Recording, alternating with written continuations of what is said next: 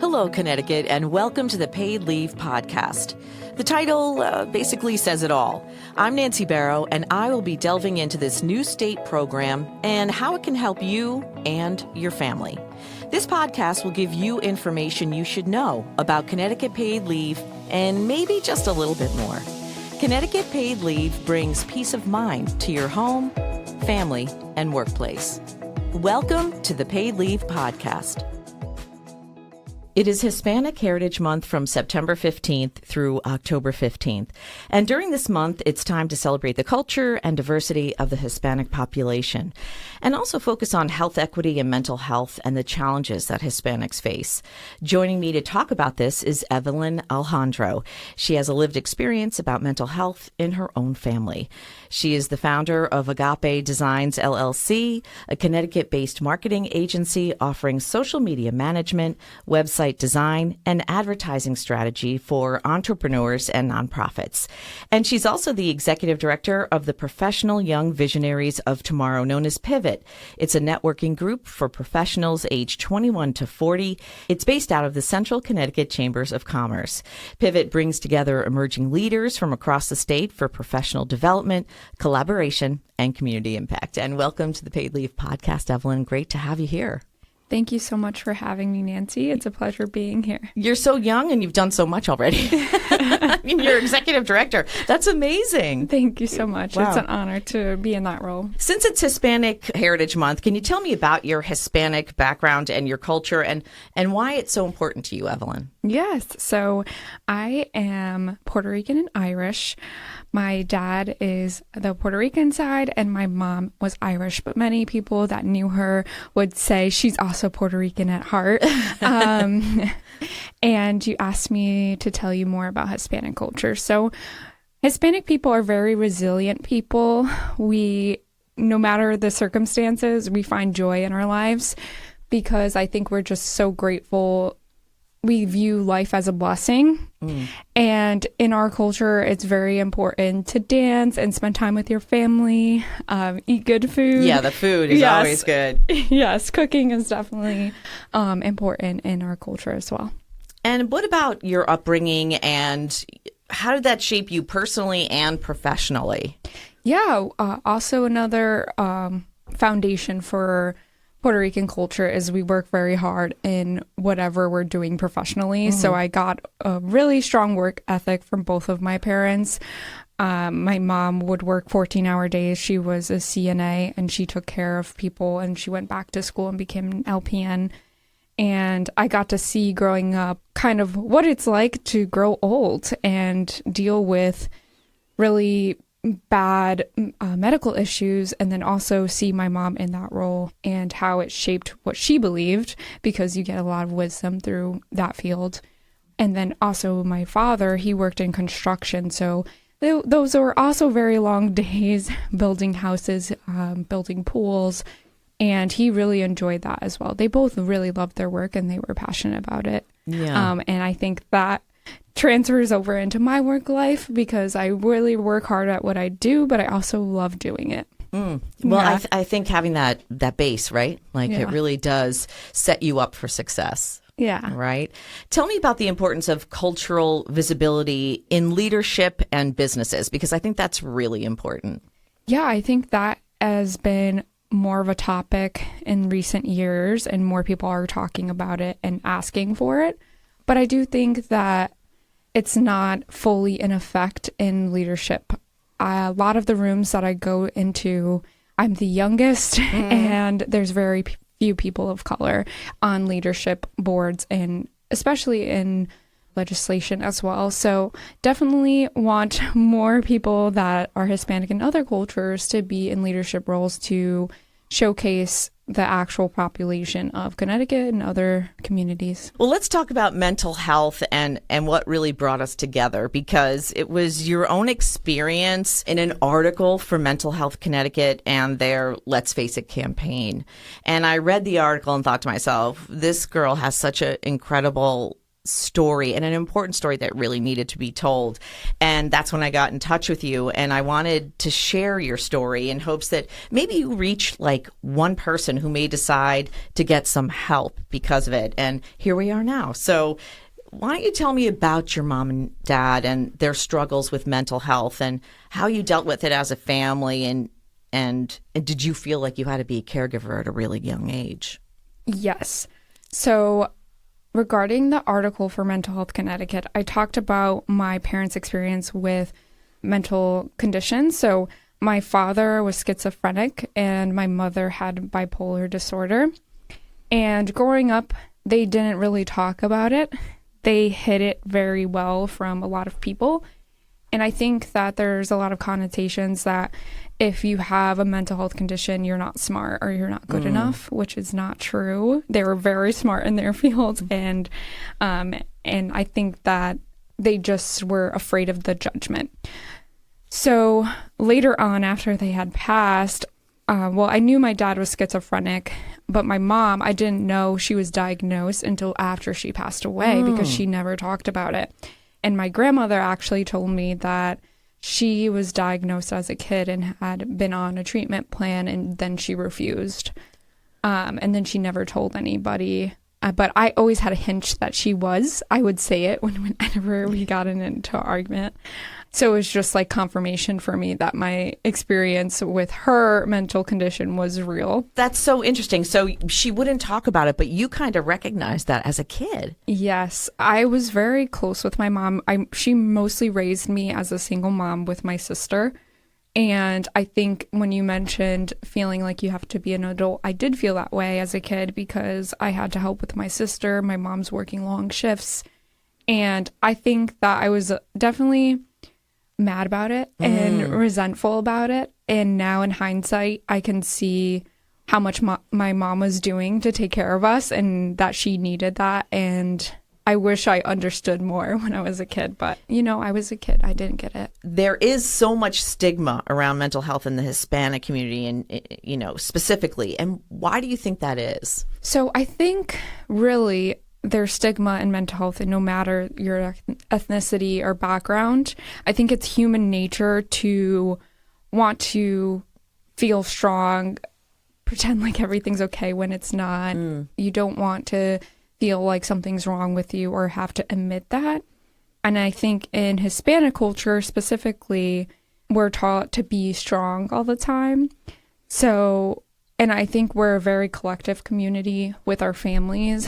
And a lot of the time, I think our families know when we're struggling, but I don't think that people do talk about it enough. Like, I think it's surface level, like, oh, I'm stressed about my job or I'm stressed about my relationship, but it's not about their mental health.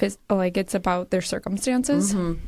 Yeah. So I think that definitely has to change. And I think it's okay to ask for help, go to therapy, do a treatment plan, do what's best for you. And that will help the people around you as well. Yeah. And then at the time when you were like 14, your mom died in a car accident. Tell me about that situation and how that affected you. Yeah, it was a really tough time. So since she was my primary caregiver, it was like an upending for me and my sister. Me and my sister have different fathers. So when that had happened, I went with my father, and my sister had a custody battle with multiple people in our family and then some of her dad's side of the family.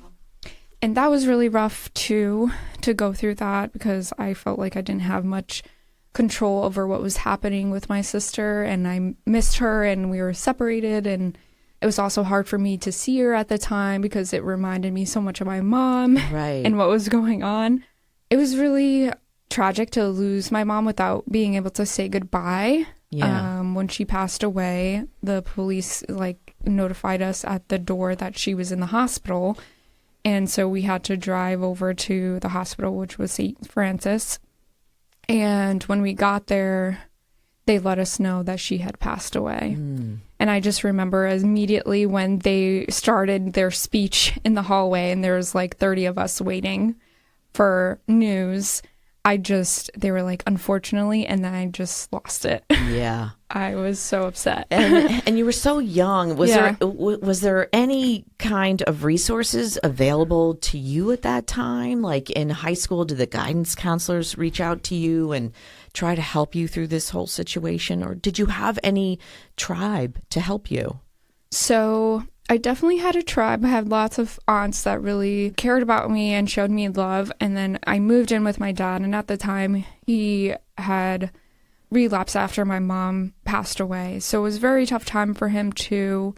And it became very hard. I think at the high school that I went to when I was with my dad, they didn't really give me the guidance support that I needed. And then I transferred schools because I ended up living with my uncle.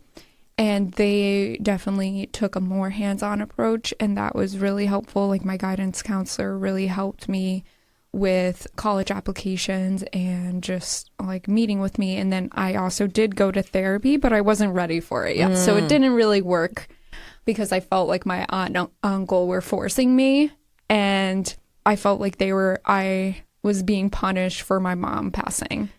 But that wasn't what they were trying to do, But that's your perspective as a kid. Yes. That's your perspective. Yeah. Yeah, exactly. But I do believe in therapy. I think that's important.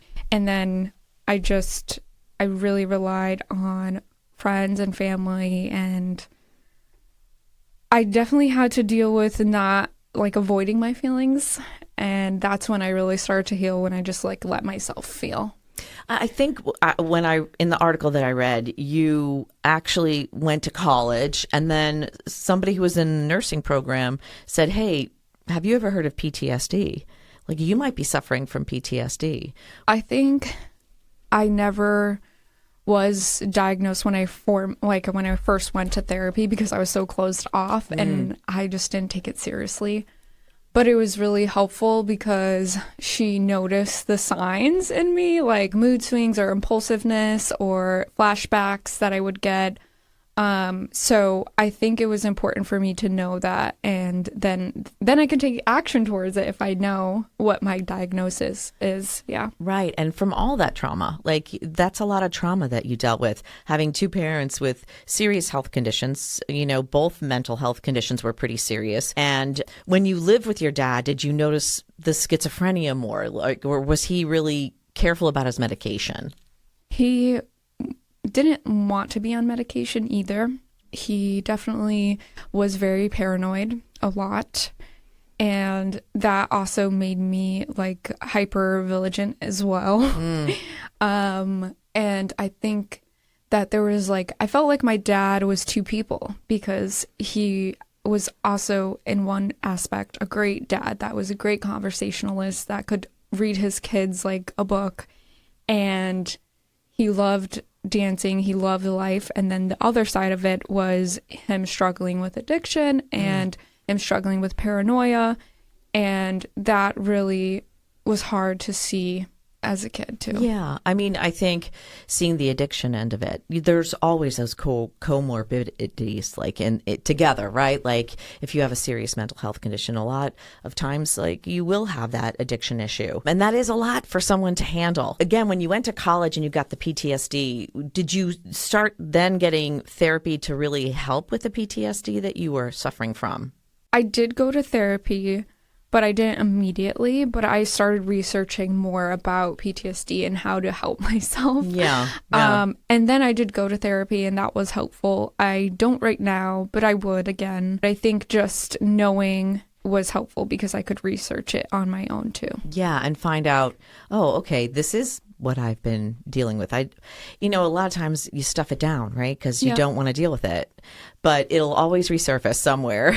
And I think it was so interesting reading the article too that you said your faith really helped you. How did that help you? I really started to flourish in my faith when I reached community with faith. So I did some service trips to volunteer with other Christians.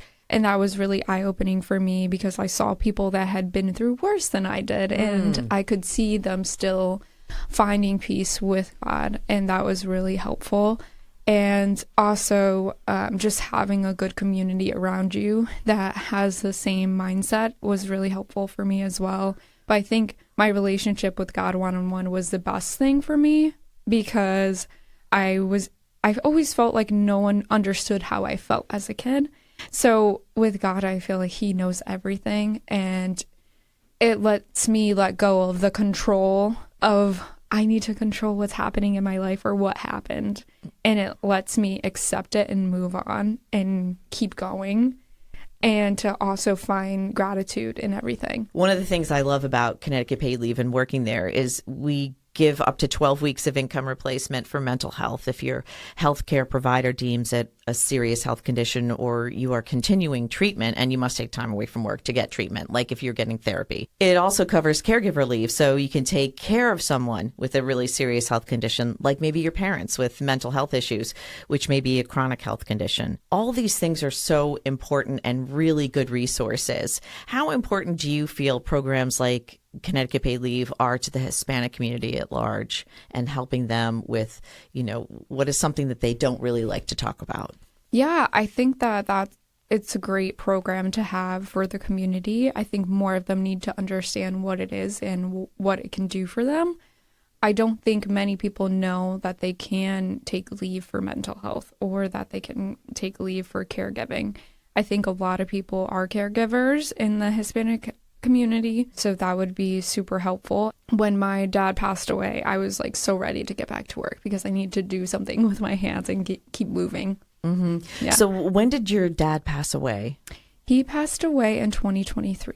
And when you go through something like losing a parent, there is that grief issue, but there's also, you may need to take time away from work so you can get some mental health for yourself. And sometimes it doesn't crop up right away. Like PTSD doesn't crop up right away. So the fact that, you could use this if you needed to go have, therapy once a week, you can take that time and get income replacement for the time that you need to do that, which I think is wonderful that it's available to people. Yeah, that's awesome. Do you think things have changed at all with the mental health stigma in the Hispanic community since your parents? I think overall, as people, we definitely have talked about mental health more. And a lot of the times it is the surface level of self-care and just like reaching out to someone when you need help, which is also a great point.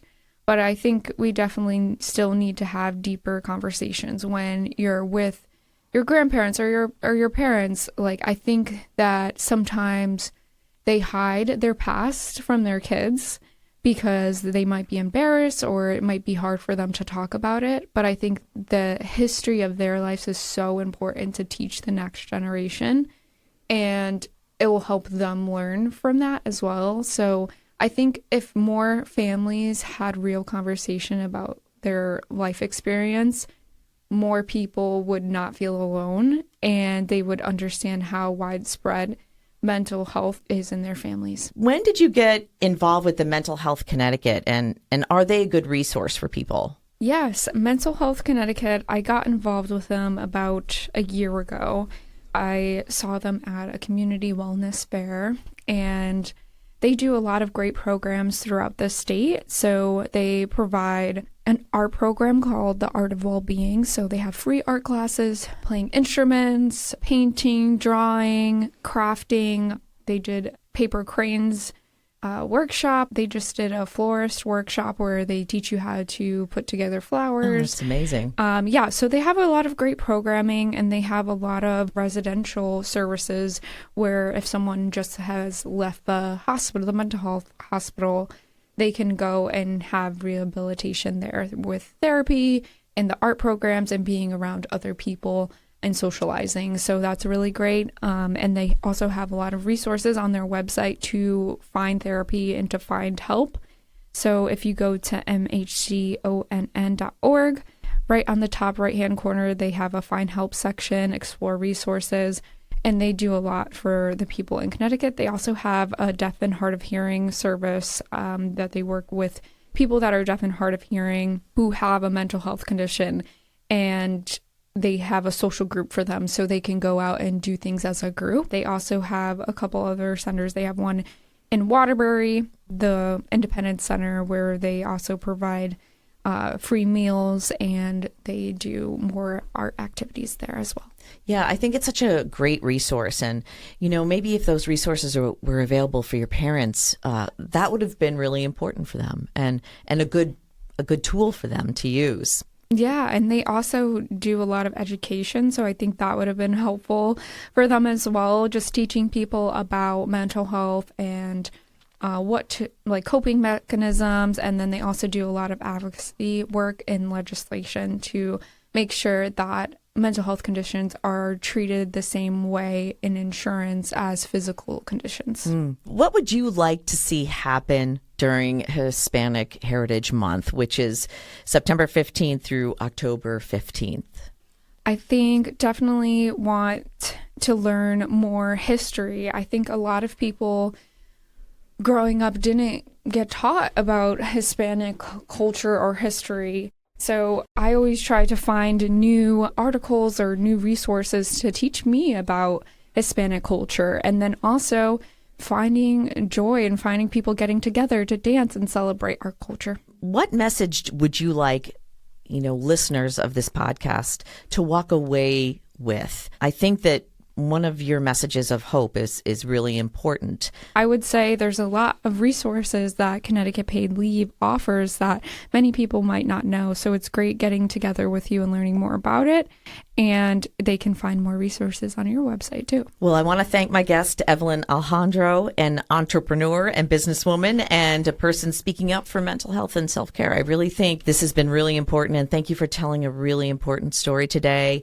And thank you so much for being on the Paid Leave podcast. Thank you so much for having me here and inviting me to chat with you today. Well, you're keeping the memory of your parents alive, which I think is so super important for you. And I hope for continued healing for you. And, you can always count on Connecticut Paid Leave to help if you need us there. Thank you so much, Nancy. For more information or to apply for benefits, please go to ctpaidleave.org.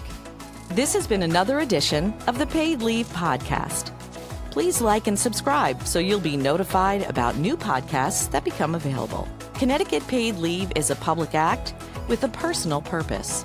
I'm Nancy Barrow, and thanks for listening.